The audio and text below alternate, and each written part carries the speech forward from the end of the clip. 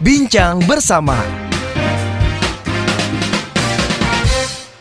Small listeners, pasti setiap orang di dunia ini punya mimpi ya, ataupun pernah bermimpi. Rasanya kita pengen banget mencapai mimpi itu, tapi ada juga dalam realisasinya kita nggak bisa mencapai mimpi-mimpi yang kita andai-andaikan. Terus gimana ya kalau misalnya sebuah mimpi itu tidak bisa kita capai atau kita dapatkan?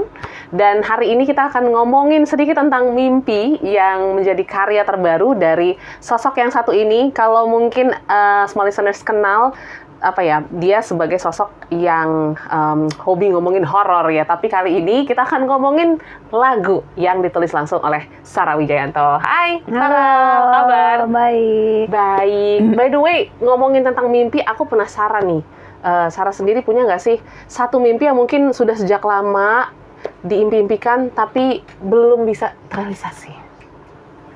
Banyak ya. Banyak hal yang apa? Ya, banyak keinginan lah ya, semua orang pasti punya gitu. Tapi kan itu ya, kalau misalnya kita nggak punya mimpi, kita jadi nggak ada drive untuk berusaha untuk kan proses untuk mencapai mimpi itu yang mungkin sebenarnya untuk kita belajar ya. Betul. Yes. Belajar sabar, terus juga belajar untuk mempersiapkan diri mencapai mimpi itu. Ya, sebenarnya improving kita gitu kan, banyak belajar dan mengenal diri kita lagi gitu. Yes. Oke. Nah, mimpi ini menjadi karya terbaru dari Sarah yang rilisnya tanggalnya kok kayak agak mistis. Mungkin orang-orang nganggap 13 itu sebagai angka yang horor. Ya, gitu itu juga aku baru tahu loh. Oke, jadi secara tidak sengaja sebenarnya. Ya, aku baru tahu kayak kenapa tanggal 13 itu kayak emang sengaja, enggak lagi nggak sengaja karena emang tanggal ready-nya mendekati itu, dan itu hari Jumat. Wow. Jadi Friday the 13 kayak, kok pas banget nih, tinggal nunggu Jason, enggak? Jadi emang aku juga baru setelah rilis juga ya gitu, karena banyak yang bilang katanya angka sial, cuman masa sih kan banyak yang lahir tanggal 13 kesian dong, maksudnya dibilang sial. Betul. Tak ada yang sial. Itu mindset doang lah ya, yang mungkin harus dihapuskan. Nah, sebelum kita ke mimpi, kalau misalnya aku googling Sarah Wijayanto itu deskripsinya ya, aktris, terus juga content creator penyanyi juga iya. Nah, tapi sebenarnya awal mula berkarir di dunia entertainment tuh Sarah itu memulai di lini yang mana sebenarnya? Waktu tahun 93 itu aku backing vokal Slank. Oke. Jadi tahun itu diajak Mas Bim Bim ngisi lagunya yang Kamu Harus Pulang. Itu udah album Slank keberapa ya itu ya. Nah, Slank itu udah lama berkarya juga waktu itu. Tahun 93. Oke. Jadi aku isi backing vokal, terus ikut tour Slank 93, tour emas Slank 93-94. Oke. Itu aku umurnya 15 tahun. 15 tahun udah jadi backing vokal. Ya. Kalian lagi di mana tahun 93? Aduh, kita belum ada. Nah, belum ada. Masih di awang-awang gitu ya. Masih di bulan ya. Masih di bulan belum. Masih di bulan. Tapi seru banget ya. Ternyata dari umur 15 tahun Sarah sendiri sudah mulai nyanyi gitu. Dan mungkin kayak kita yang anak-anak Gen Z dan millennials mungkin taunya Sarah kan content creator horor di Diary Misteri Sarah gitu ya. Berarti memang dari kecil udah suka nyanyi atau gimana? Mungkin kayak music, it's been part of my life gitu. Karena ibu main piano. Jadi emang keluarga seniman ya gitu. Kita suka nggak jauh-jauh dari seni gitu. Adikku gambar. Aku dulu sempet ngelukis. Kalau zaman dulu itu cat minyak. Pakai cat minyak. Sekarang udah nggak ada lagi. Nenekku juga suka ngelukis. Jadi memang ya kita tumbuh di keluarga yang memang nyeni ya gitu. Dan dulu nari juga aku sempet ikut Retno Maruti, nari Jawa gitu.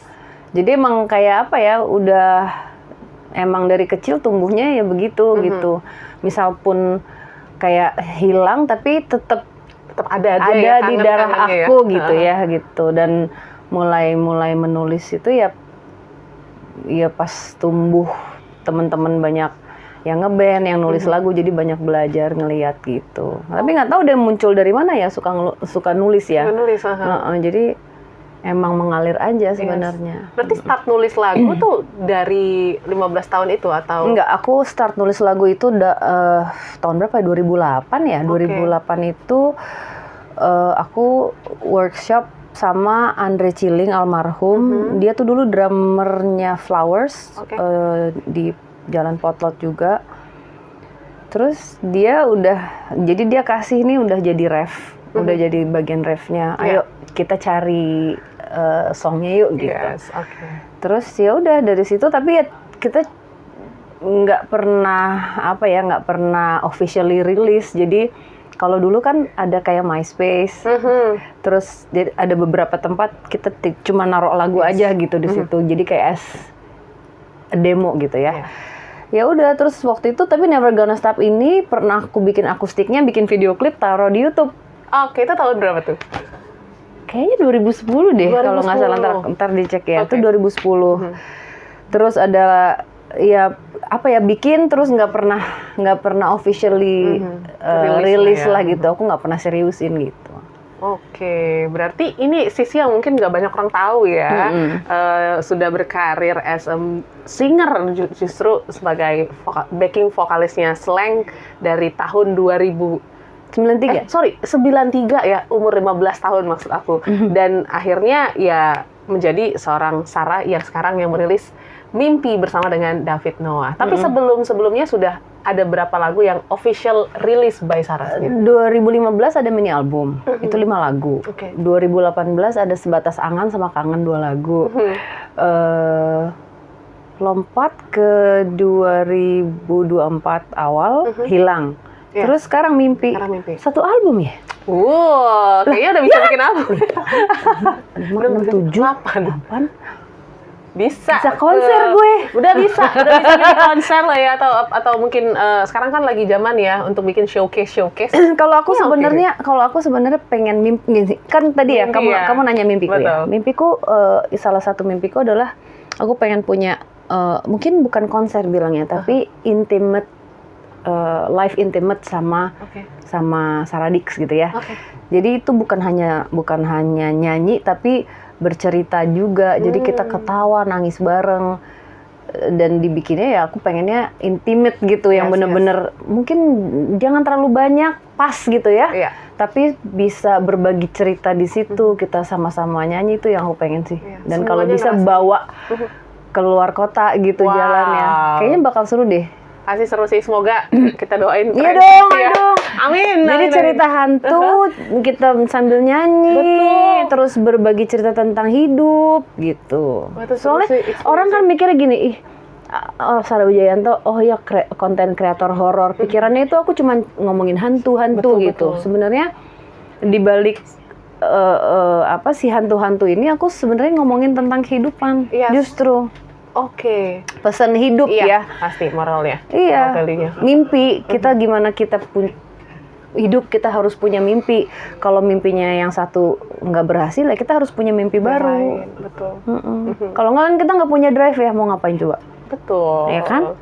Kayak kamu lagi naksir seseorang, pasti kamu akan berusaha untuk mencari perhatian dia kan? Pastilah. Iya kan? Kalau nggak dapat ya udah cari yang lain gitu ya. Nah gitu. itu mungkin gambaran sedikit ya dari single Mimpi itu bersama dengan David Noah. Tapi aku mau dong kalau dari perspektifnya Sarah sendiri, cerita dalam lagu itu tuh seperti apa, dan inspirasinya dari mana? Apakah dari horor-horor tadi nih ya, atau gimana? Sebenarnya base aku nulisnya itu dari past life connection. Jadi jiwa ketemu jiwa yang dipertemukan kembali di kehidupan sekarang, tapi dengan situasi dan keadaan yang berbeda. Tapi kadang-kadang kan orang mikir kayak ketemu lagi naksir gitu ya. Bukan itu sebenarnya. Jadi si jiwa yang reuni ini sebenarnya diingatkan untuk mengingat cinta sejatinya. Tapi cinta sejatinya itu bukan orang lain loh, tapi diri kita sendiri. Jadi sama-sama nge-trigger sesuatu yang ada dalam diri kita yang kita lupakan sudah lama. Itu. Jadi mengingat kembali diri kita gitu. Makanya orang kadang-kadang suka salah. Betul. Jadi kayak pikirannya tuh kayak oh naksir, enggak kayak gitu konsepnya gitu. Dan bukan hanya berpasangan, bisa jadi dulu pernah jadi anaknya atau keluarga gitu. Jadi macam-macam ininya ya, koneksinya gitu. Dan itu memang untuk mengingatkan dan membantu kita menjalankan kehidupan kita yang sekarang. Kalau untuk yang percaya reinkarnasi ya, sebenarnya base-nya itu. Tapi aku menggabungkan juga karena kalau misalnya aku nulis base hanya past life connection terlalu berat. Betul. Karena banyak orang yang tidak percaya reinkarnasi juga gitu. Jadi gimana caranya supaya bisa orang denger kayak relate ya. Gue relate nih gitu. Betul. Jadi kalau dengerin tuh as simple as lagi naksir orang tapi nggak bisa. Iya. Tau kan kayak mencintai. Tangan dia. Iya, mencintai seseorang yang tidak akan pernah dimiliki gitu. As simple as gitu. Jadi kayak aku berusaha untuk ini nggak boleh egois nih, ya kan? Ini kan ditulis dan dibuat untuk orang banyak yang mendengar gitu. Jadi gimana caranya bisa menggapai hati banyak orang gitu, dan terbukti karena setiap orang yang dengar itu beda-beda yang dirasakan. Ya. Rasanya beda katanya. Jadi yang ini nginget siapa, yang ini inget bapaknya, ini inget ibunya. Jadi macam-macam dan itu menarik buat aku kayak wow. Happy ya gitu. Jadi bisa banyak arti gitu di setiap orang. Iya. Jadi mereka bisa merasakan lagu itu dengan perasaan masa lalu mereka masing-masing. Iya, ada yang inget mantan katanya. Oke banget. Jadi lucu ya kayak dan happy aja dan kena di hati ternyata gitu. Temanku dengerin itu nangis loh. Nangis. Karena aku kasih denger gitu. Dia denger di depan aku gitu. Dia nangis, aku bilang, "Oh, dia nangis." Ternyata aku nggak tahu apa yang dia rasain ya. Cuman dia bilang kayak I feel it gitu, kayak gue di suara lo tuh ada pain tapi ada hope gitu kata dia. Terus aku masa sih kayak aku mau nangis juga. Jadi mellow ya. Jadi mungkin kayak sampai gitu ya, yang rasa yang ingin aku sampaikan itu nyampe ke banyak orang itu buat aku bonus banget. Kayak aku nggak bisa jelasin gitu apa sih gitu ya. Kalau ditanya iya pengen bisa dapat uang ya iyalah, semua orang kan pasti kerja cari duit ya. Betul. Tapi pada saat ada reaksi seperti itu, aku tuh kayak disiram sesuatu yang I have to keep doing this gitu.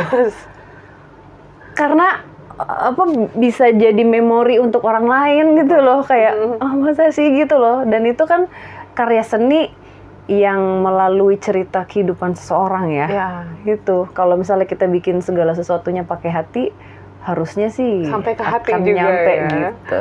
Karena waktu kita dengerin juga gitu ya, ini langsung tersihir juga dengan alunan piano dari David Noah ya. Kayaknya Sarah tahu banget nih ya untuk bisa membawa cerita ini sampai ke hatinya pendengar. Kayaknya harus berkolaborasi dengan David. Gimana cerita kolaborasi ini?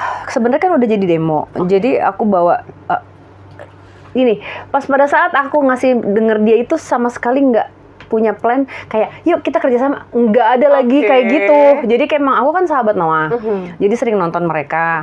Terus pas di backstage aku bilang, Kak Apit, aku punya lagu dengerin dong gitu kan. Terus dia main ke rumah dengerin ada beberapa lagu.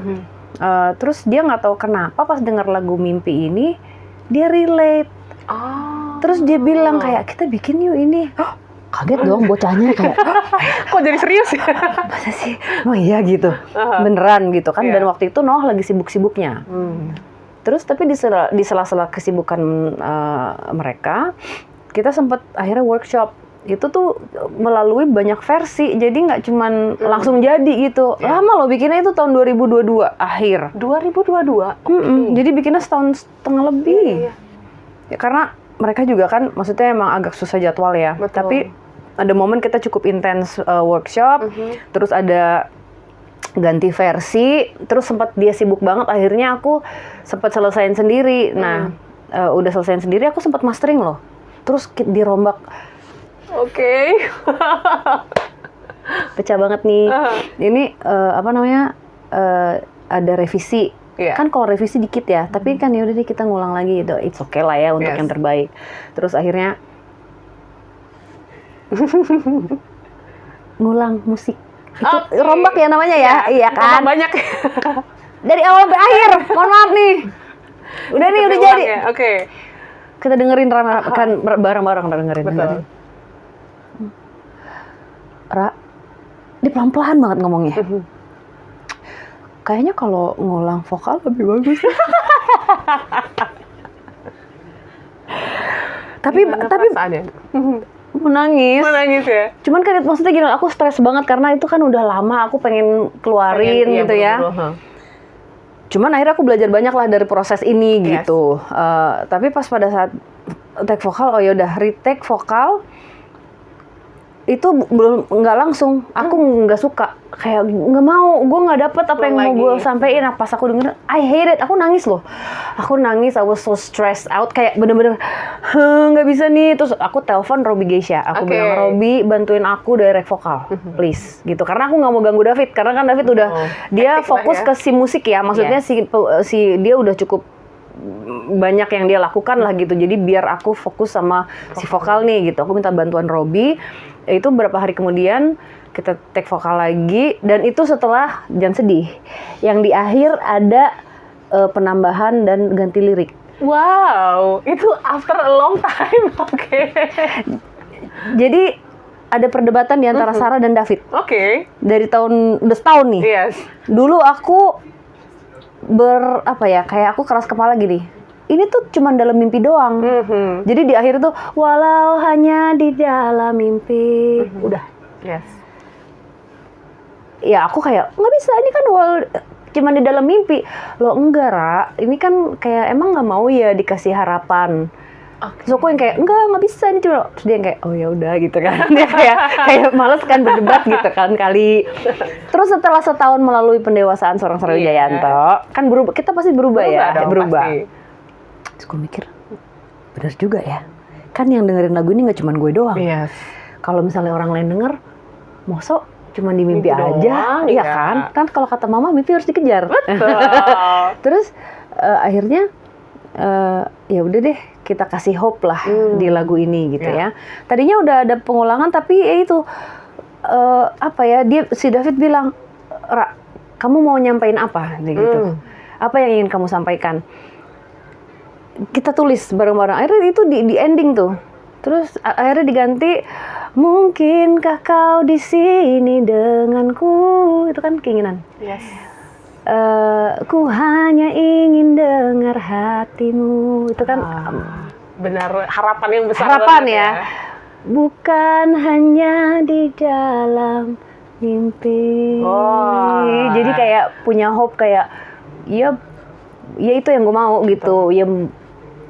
Ya belum tahu bisa atau enggak, tapi setidaknya who knows, kita punya harapan gitu untuk kita masih bisa punya semangat itu di akhir itu. Kayak panjang gitu. Cuman pas terakhir itu, pas selesai, aku benar-benar nangis karena luapan emosi dan yang tertahan ya gitu ya. Tapi hasil akhirnya aku happy banget gitu, dan masih aku one of my favorite list juga. Jadi aku selipin pasti ada lagu mimpi, karena ya mungkin aku sahabat Noah juga ya gitu ya. Dan sound yang dibuat sama Mas David itu buat aku aku nggak, kata-katanya dia bisa kepikiran untuk mengisi sesuatu yang bikin satu lagu itu jadi terdengar megah gitu ya. Aku sekarang kalau dengerin lagu Noah beda loh sama aku dengerin lagu Noah sebelum mimpi ini. Betul. Sekarang tuh kayak ada lagunya ya, ada itu tuh kecil gitu, tapi kayak itu menjadi satu kesatuan di lagu itu yang bikin jadi terdengar kayak gitu ya, lagunya megah gitu. Baru ngerti. Jadi aku belajar banyak dari situ.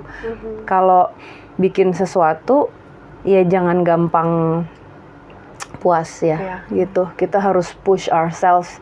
Bisa nggak, siapa tahu bisa lebih bagus gitu. Betul. Itu aku di push nada juga berantem juga. Aku nggak bisa nggak bisa. Terus dia naikin nadanya diam-diam tuh, nyanyi aku bisa. Tuh ada perdebatan lagi nggak? Akhirnya kita nego-nego di tengah gitu. Kayak di push ya. Tapi memang kalau misalnya kita di zona nyaman terus kan kita nggak akan belajar. Jadi emang ya belajar banyak lah, mudah-mudahan bisa di lagu yang berikutnya bisa lebih baik lagi. Lagu berikutnya ya. Weh! Oke, berarti emang proses mimpi ini benar-benar kayak gimana kita mengusahakan mimpi itu menjadi realisasi yang benar gitu ya. Sebenarnya mimpi bisa kolaborasi sama David Noah. Itu kan kayak, It's a dream juga. iya gitu. Kayak tinggal nih sama satu band nih kali suatu hari nanti. Siapa tahu didengar ya kan? Iya, iya kan. Amin. Noah gitu. Iya. Tapi tiga-tiganya ya maunya. Iya, jangan kepisah-pisah dong. Jangan kepisah-pisah. Maunya Satu bareng terus kayak iya, bikin main kencringin deh juga. Tapi by the way tadi Sarah udah nyebutin bahwa next kayaknya ada project lagi gitu. Tapi ini kan berbarengan ya, yang dilakukan Sarah as a content creator juga masih aktif. Juga musik nih udah mulai lagi nih, kayaknya udah ada plan-plan lah ke depan. How you manage that? Ya apa ya, karena mungkin happy dan emang passion juga, jadi ya harus bisa cari waktu lah gitu. Kayak bikin waktu untuk apapun yang bikin kita happy ya. I think it's okay. Bisa lah, pasti bisa. Pasti ada waktunya gitu ya. Pasti bisa, kalau kita mau pasti ada bisa. Jalan lah ya. Makanya lu kalau misalnya deketin orang dia nggak jawab telepon lu, berarti lu jadi bahan gabut doang. Bener gak sih? Betul. Nanti Enak kita bener kayak hai gitu, sesibuk-sibuknya orang masih sih kagak ngeliat HP. Iya. Oh iya, tenggelam. Tenggelam. Kapal, emang. Gila kali. Betul. Lah iya kan. Kalau misalnya emang kagak suka-suka banget, ngomong aja. Nggak usah buang-buang waktu orang. Bener gak sih? Ini kayaknya yang di belakang kamera relate semua Iya, ya. relate ya. Iya kan kadang-kadang orang kayak gitu ya. Kalau misalnya mau happy-happy aja, udah nggak apa-apa, kita gini-gini aja ya. Nggak usah serius-serius amat. Jadi kan nggak buang-buang waktu nih. Yes, kita juga bisa mikirin yang lain gitu kan. Iya, kadang-kadang kayak udah kayak maunya A tapi udah love bombing tuh, ya kan, abis itu gone kayak jalangkung. Ya kan, datang tadi jemput, pulang tadi antar. Iya, tiba-tiba hilang aja, di ghosting. Ya, jangan kayak gitu ya, semua listeners ya. Iya, jangan ya, jangan ciledug ya. Apa tuh ciledug? Cinta lewat dukun. Cinta lewat dukun. Tapi seru ya. Ternyata apa ya, perjalanannya Sarah Wijayanto itu cukup banyak gitu ya, dari dunia seni, terus juga mungkin dari ya memberikan moral value dari DMS juga. Cuman apa sih yang membuat Sarah sampai sekarang itu masih tetap konsisten melakukan hal yang sama gitu? Mungkin banyak orang yang ngerasa kayak ada titik jenuh lah dan lain sebagainya. Apa yang jadi bahan bakarnya Sarah deh? Yang jadi bahan bakar aku ya. Yang jadi bahan bakar aku karena aku baca komen ya. Oke. Aku baca komen sama kadang-kadang suka buka DM gitu. Banyak yang menuliskan curhatannya mereka. Jadi katanya bilangnya terima kasih, kebanyakan bilang terima kasih. Misalnya habis nonton konten ini, aku jadi berani memeriksakan diriku, memeriksakan kesehatan mentalku. Terus ada juga terima kasih karena Kak Sarah aku berani untuk keluar dari hubungan toksik. Ada juga karena Kak Sarah aku berani memeriksakan diri karena berapa kali aku berusaha untuk mengakhiri hidup. Gitu. Hal-hal kayak gitu yang buat aku kayak aku ngomong satu kalimat menyampaikan pesan gitu ya, berarti buat hidup orang gitu, sampai bisa menolong hidupnya gitu ya. Ya itu adalah suatu hal yang gak bisa aku itu kayak air tadi. Betul. Aku kayak disiram air yang sejuk yang nggak ada harganya gitu. Dan buat aku ya kalau misalnya aku masih kuat dan masih bisa berbagi cerita dan menyampaikan pesan, ya kenapa enggak gitu. Karena dengan aku menyampaikan pesan dan berbagi cerita ini, aku juga belajar banyak untuk diriku. Jadi sambil ngomong tuh sebenarnya ngingetin ke diri sendiri itu gitu. Jadi ya udah bagian dari yang aku jalanin aja. Itu salah satu bahan bakar. Jadi lebih semangat. Tapi kalau dia bilang capek nggak sih? Capek lah ya. Pasti ada lah ya. Pasti kan bersinggungan dengan dunia seperti itu, dan itu tidak hanya di konten aku bukan cuman pada saat bikin DMS gitu. Setiap hari aku mesti ngadepin sama gitu. Jadi kalau tanya horor, udah horor tiap hari gitu ya. Udah jadi makanan sehari-hari. Tapi ya itu tadi ya nggak apa-apa. Mungkin Tuhan kasih aku kesempatan hidup setelah melalui banyak hal gitu ya. Mungkin ya karena ya itu ada gunanya lah untuk orang lain ya. Gitu. Wah, tapi menarik banget ya. Tadi kan kita sempat ngomongin tentang intimate concert atau showcase itulah ya. Cuma tadi Sarah juga ngomong bahwa kayaknya seru ya kalau kita nyanyi cerita horor. Sambil minum ya, sorry. Iya, okay. Dan juga pastinya seru-seruan, ketawa-ketawa sampai nangis dan lain sebagainya. Nah, kedepannya gitu ya, di mungkin musik dan juga ya hal yang Sarah jalanin ya, mungkin bikin konten horor, ada yang ingin dikawinkan nggak? Mungkin dari cerita-cerita yang Sarah jalani gitu ya, lagi bikin konten, terus akhirnya ditulis menjadi sebuah lagu. Sebenarnya ada di tahun 2015 itu, ada judulnya lagunya Suti. Suti itu adalah salah satu sosok yang aku temuin. Aku bikinin lagu, tapi sosoknya udah pergi. Jadi dia udah crossover gitu. Ya pengen kemarin itu juga sudah pernah kayak gitu. Jadi sebelum mulai masuk lagu itu ada ceritanya. Jadi penghantar cerita gitu, dan setiap lagu itu akan mewakilkan satu sosok misalnya. Gitu. Jadi ya nggak tahu deh, mudah-mudahan bisa jalan. Dan ya itu tadi sebenarnya bukan horor ya. Kalau misalnya orang bilang kita mau ini Sarah ngomongin hantu-hantu ya, tapi bukan berbicara tentang kematian, ini tentang hidup.